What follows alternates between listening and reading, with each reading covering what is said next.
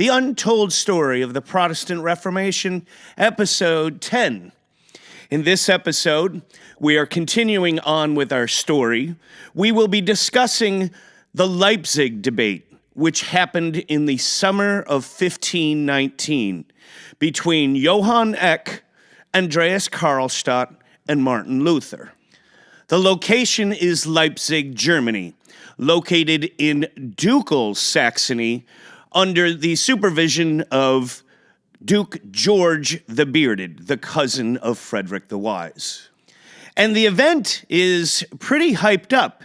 There are two universities going to be judging both sides. That is Erfurt University, where Martin Luther attended the university and joined the monastery, as well as with Paris University, which is the highest esteemed university in all of Europe. Martin Luther, Andreas Karlstadt, and 200 other residents of Wittenberg, including many students of Wittenberg, are traveling together down from Wittenberg to the debate in Leipzig. Unusually, the rowdy group of students, which makes up the largest portion, they're all armed with spears and halberds.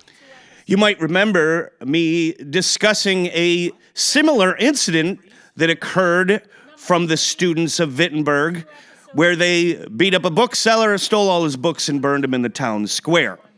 This is a mob mentality, supposedly going to an intellectual debate among universities. This is more like a cult. Only this cult, they don't even know what they believe, because Martin Luther and Andreas Karlstadt and Philip Melanchthon haven't got it all worked out yet. Sola scriptura will be an idea that comes from this debate, but they haven't got it solidified yet. All the students of Wittenberg really know is this: the Catholic Church is wrong. But what they don't know is what they believe is right. On the nights prior to the debate, the students hold rallies outside the mayor's house where Johann Eck is staying. And the guards have to come in to protect the mayor's house. Isn't it funny how 500 years later, we still see these intimidation tactics going on in our society today? Another side story about the parade that came from Wittenberg down to Leipzig is that Andreas Karlstadt had loaded his wagon up so much with books that the weight of the books broke the wagon's axle, hurling him out of the wagon and slamming to the ground. Many people say that he suffered a concussion from this accident because he performed so poorly at the debate. Many people saw the accident as a strange omen, referring to that first visual piece of propaganda called Karlstadt's Wagon.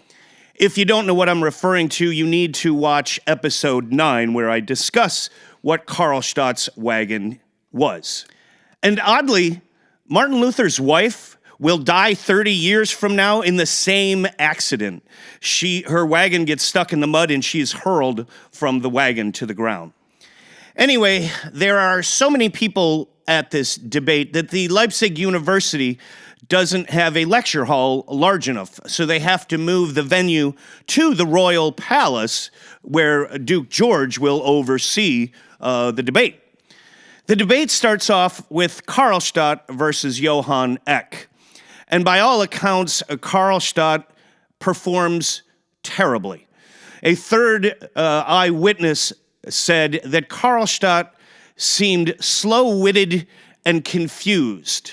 He kept having to refer to his plethora of books and verses, as well as Martin Luther's own books, where Johann Eck finally said, "Enough of this, I am not arguing with a library." When it came to Luther, Johann Eck and Martin Luther debated for 10 days straight. And we shouldn't think about this debate as a win or loss, because they're really debating apples and oranges.